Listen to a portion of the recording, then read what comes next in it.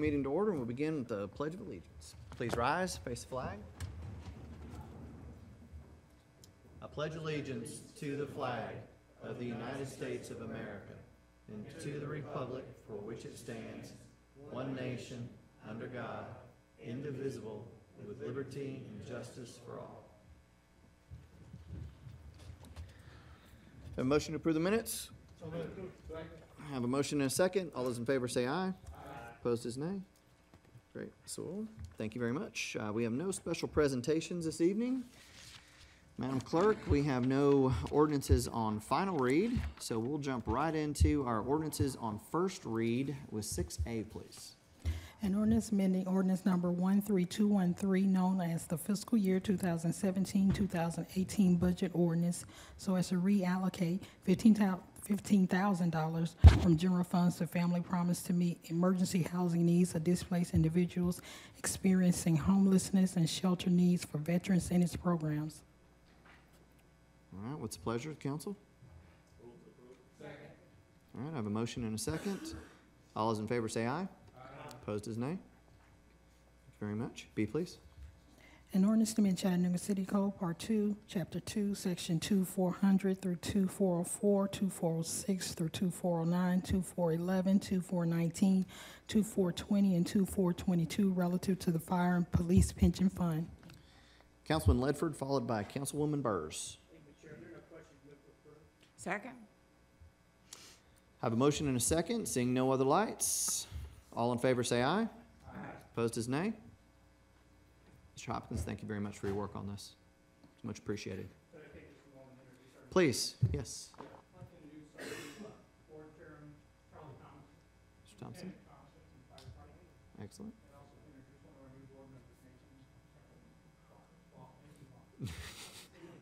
Thank you, Chief. We all know Mr. Vaughn. Thank you, gentlemen, very much for your help and support on this. We really appreciate it. All right. Oh, wait a minute. Councilwoman Coonrod, I see your light.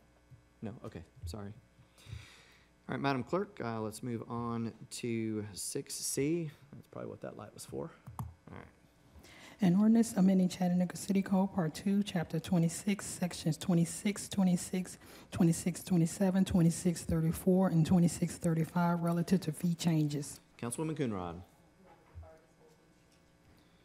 1 week to the 5th, ma'am. All right. Have a motion and a second to defer this item for 1 week. All those in favor say aye. Aye. Opposed is nay.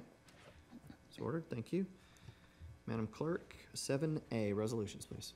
A resolution authorizing the retirement of K9 Duco as a service dog. Councilman Henderson. Thank you, Mr. Chair. You had a great idea earlier, and I want to express it before it dies of loneliness. Like most of my ideas. No, you had the idea of actually having Duco here to honor him during his retirement, and we've checked with the police department, and they have no problem with us deferring this for 1 week. So I would like to defer till June the 5th. All right. Have a motion and a second to defer till June 5th. And Captain, we're going to be good getting Duco down here, no problem? Excellent. All right. I have a motion and a second to defer till the 5th. All those in favor say aye. Aye. Opposed is nay. Thank you. Madam Clerk, 7B, please. A resolution authorizing the approval of change order number 2 relative to contract number W1500901 with CDM Smith, Inc., MBWWTP Control Room Upgrades, a consent decree project for an increased amount of $58,310 for a revised contract amount of $402,845. Councilman Henderson. Move for approval. Have a motion and a second. All those in favor say aye. Aye. Opposed is nay. Thank you very much. C, please. A resolution authorizing property owner Thomas L. Johnson to use temporarily the city-owned property located along the northern side of 1251 Market Street for a covered patio restaurant seating area, including an awning and a railing encompassing the seating area as shown on the maps attached here to and made a part hereof by reference subject to certain conditions. Yes, Mr. Chair, I move to approve. All right, I have a motion and a second. All those in favor say aye. Aye. Opposed is nay. Very good. That finishes up the items on our agenda, which takes us to purchases. Any, Ms. Woodard? We have 5 purchases for your consideration tonight. First, being on behalf of Public Works, we have a blanket contract renewal for generator hauling services to be awarded to Lead Deck ES Inc. an estimated annual amount of $25,000. Next, we have a blanket contract renewal for lime kiln dust to be awarded to Mintech Resources Inc. an estimated annual amount of $400,000. Third, also on behalf of Public Works, we have a new blanket contract for triaxle dump trucks to be awarded to Lee Smith an estimated annual amount of $880,000. Fourth, on behalf of our Information Technology Department, we have the blanket contract renewal for Carasoft Technology Corporation for our Google products and services to be awarded to Carasoft Technology Corporation an estimated annual amount of $750,000. And finally, on behalf of the City Attorney's Office, we have new blanket contracts for sign language and interpretation services to be awarded to First, Partnership for Families, Children, and Adults, Inc., second, Chattanooga Interpreting LLC, and third, Language Training Center, Inc., and a total estimated annual amount of $90,000. Are there any questions on these items? If not, I'll entertain a motion. Move for approval. All right, I have a motion and a second. Seeing no questions, all those in favor say aye. Aye. Opposed is nay. Thank you, Ms. Woodard. Thank you. That takes us to other business. Any council members have any other business they'd wish to discuss this evening? All right. With no other business, we move on to committee reports. Oh, excuse me. Yep. Mr. Attorney? Actually, Mr. Chair, there is one item of business I would ask the council to take on. The County Board of Equalization has, as representatives from the city, 2 members. Those members must be reappointed, I think, by June 1 of this year. We have 2 members representing the city now who wish to be reappointed. The names are Laura Dawson and Coy Browder. I would ask if the council permits to go ahead and move to reappoint those members to the County Board of Equalization. All right, I have a motion and a second to reappoint these 2 members to the County Board of Equalization. All those in favor say aye. Aye. Opposed is nay. Thank you, sir. Go ahead. And also, Mr. Chair, we have been in, we've given you some update around a matter involving Jeffrey Lee Moore versus the city of Chattanooga. We were able to reach a compromise through mediation just today, and the amount of $40,000 plus the mediation fees. If this is satisfactory with the council, I would love to hear a motion to approve. All right. I have a motion and a second. All those in favor say aye. Thank you. Opposed is nay. Very good. Thank you, Wayne. Is that it? Okay. So we'll move on to committee reports. Councilwoman Burrs. Thank you, Mr. Chair. Budget and Finance Committee met from 10 to 3 today in an education session. We'll do so again next week and the following week. These are open meetings. They're in the City Council conference room. The public is certainly invited to attend if they wish. However, these are just education sessions for us. We will be having a public hearing on, I don't have my schedule, I believe it's the 12th, at 6 o'clock for the community for us to hear the community's input about the budget, which has been online since we got it. So we welcome the input, both at the district level and in a group presentation that night. Thank you very much. Thank you, ma'am. Councilman Byrd. No reports, Chair. Councilwoman Coonrod. No report. Councilman Gilbert.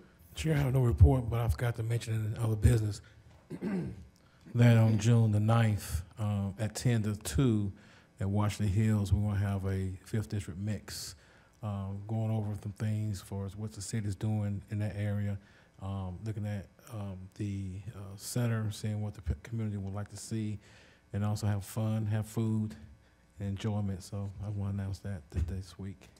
Are you inviting people from across the border, sir? Yes, sir. That center is for everybody. I think it's for your area Good also. answer. All right.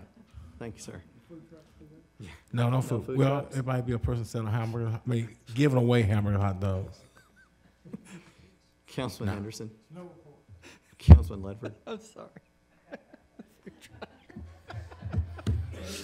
Oh, next week, Tuesday the 5th, immediately following our agenda session, the Planning and Zoning Committee will finally get to meet again.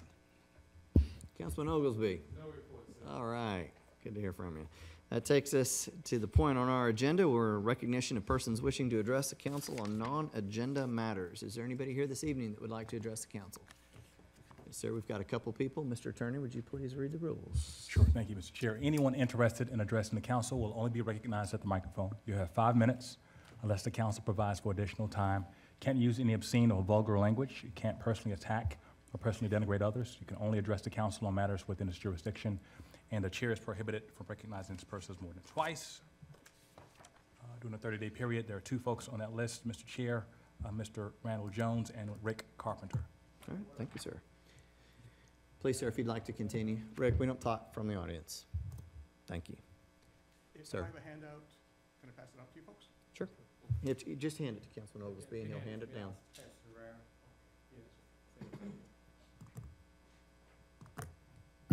Just give us your name and you may begin. Great, thanks very much. Yeah, my name is Jim Johnson. I'm with Chattanoogan's for Responsible Development. And as you know, barely 6 weeks ago, you approved a plan for redevelopment in the South Broad Street area aimed at bringing more people and businesses south of the freeway. And Mr. Bridger called the area a tremendous gateway, not only to the south side, but to the Chattanooga community. And since then, as you know, a local developer has filed a rezoning request to place a, well, let's just call it Publix, codename Publix, on South Broad, a primary access point to that gateway. And I know that Councilman Oglesby, among many others, are working diligently to make sure the right development happens relative to Publix on South Broad, and I'm really grateful for that. I love Publix, I shop there, but I love Chattanooga more. And with that in mind, I'd like to share some thoughts, and these are actually more on taxation issues than on aesthetics, walkability, bikeability, and so on. Because I was very involved in what happened on the North Shore. Following the North Shore Publix development, a national consulting firm has used it as a case study in lost opportunities. Proposing design alternatives, the study went, reviewing their impacts is where the fiscal rubber meets the road. This is how cities can at least understand the ramifications of the decisions they make. How can cities expect to stay solvent if they don't measure impacts or consider alternatives? So what would putting a large parking lot development in there, what would that do for tax revenues over the next 20 years? As you know, sprawl development typically provides 25% or less of the tax revenue that mixed-use development brings. And here are the results of a study of projected 20-year tax revenues based on the North Chattanooga Publix as is and versus different scenarios.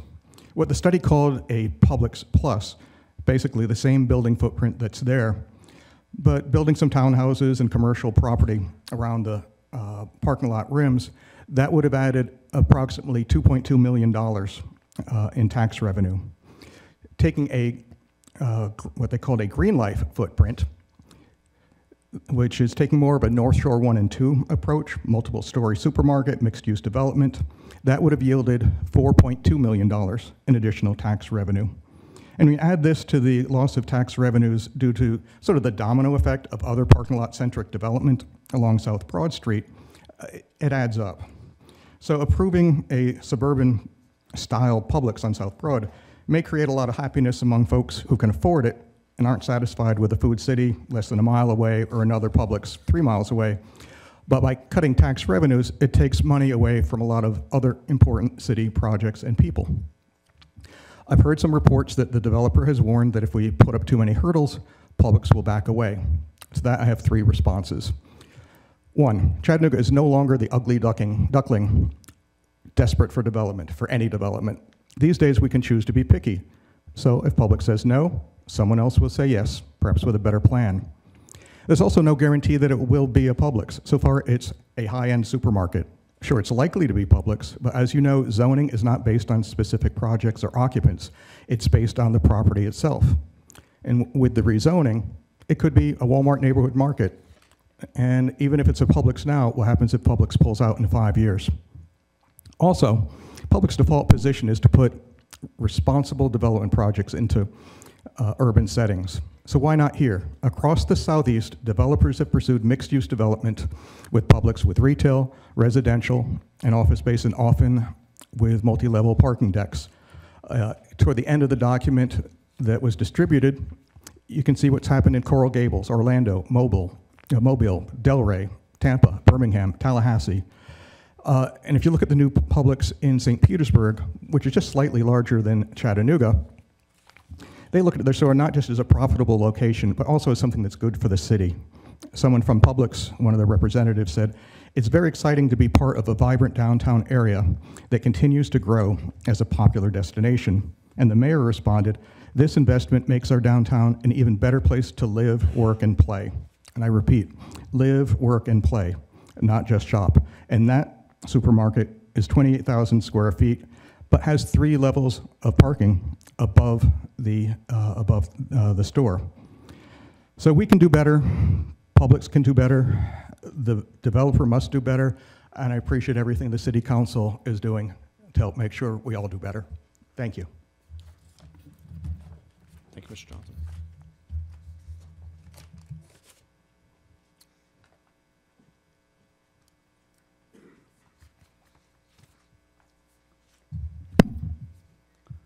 Ronnie Ray, 613 Pan Gap Road, Lookout Valley. I'm president of the Lookout Valley Neighborhood Association, and I'm speaking on behalf of my mother, who lives out in the East Brainerd area, District 4. And I'm also going to speak on behalf of Lookout Valley as well, because this can have profound effects throughout the city. My mother has written, "I reside at 7612 Davidson Road on the east side of 7610 Davidson Road property that was rezoned December the 5th, 2017 from R1 residential to A1 urban agricultural zone. I have asked my son, Ronnie Ray, to speak to you, the city council, for me tonight." I thought we were through with all of this, but it continues to just throw spurs out there that are just really gnawing at everybody that's been adversely affected by this. Mid-February 2018, enforcement cited the property owners of the 7610 Davidson Road for violations of Section 38-453 in the City Code in Ordinance Number 13227. Docket 1605501 had the first court date of March the 8th, 2018. The R1 property owners adjacent to the defendant's property testified and presented evidence of the violations. The enforcement officer showed pictures of the property and testified of the violations. The detached garage and carport have been and continue to be used as an existing barn for shelter and storage of hay and whatever else she puts out there, or they, rather. Pallets were added to the carport in January 2018. Multiple sheep are brought there and kept overnight, all in the backyard of that residence. The court hearing was continued until April the 12th, and that's part of this issue that we need some clarification on from the city attorney as we continue to fight this in the court system is, can you continue to build on a garage and call it a shelter for food now, as the code requires, to avoid the 150-foot setback? That's what she's trying to do, but I digress in that for just a moment. The second court hearing, April the 12th, the R1 property owners again testified of the continued violations. The court continued the case, docket same one, until May the 10th, giving them 30 days to have secure fencing.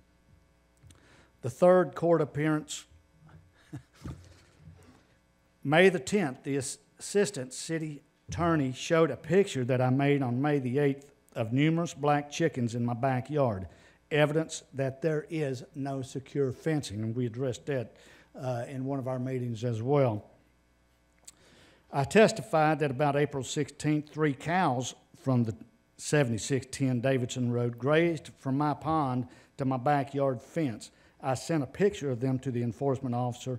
Our pasture is fenced, however, I have been told that something or somebody had knocked my fence down in an area near the pond. We do not have livestock or fowl on the property, and I had not been to the back to check it out. The defendants were advised at the third hearing they could go to the appeals board to apply for a variance. I was stunned when the court decided to continue the case for another stinking 6 months. I added that one in there, but I have since found out that the fourth court date will be November the 8th of this year. 21 months from February 2017 to November 2018 seems quite extreme for R1 property owners to be deprived of their rights. Now, A1 urban agricultural zone since December 2017 requirements continue to be violated. As we continue to experience the violations, I respectfully ask you to advise me of the protection that Ordinance 13227 affords and in the Chattanooga City Code affords to the R1 property owners. Thank you for the opportunity to bring these concerns to you regarding enforcement of the laws that you pass. Please include this with the minutes of the May 29, 2018 City Council meeting. Mrs. Tina Ray, I have copies for each and every one of you. Thank you, Mr. Ray. Thank you. Mr. Chair, my light is on. Oh, I'm sorry, Councilwoman Yeah. Burrs. What, was this city court? It was in City Court. It was in Judge city court. Patey. All right. So I need to ask you, Mr. Attorney.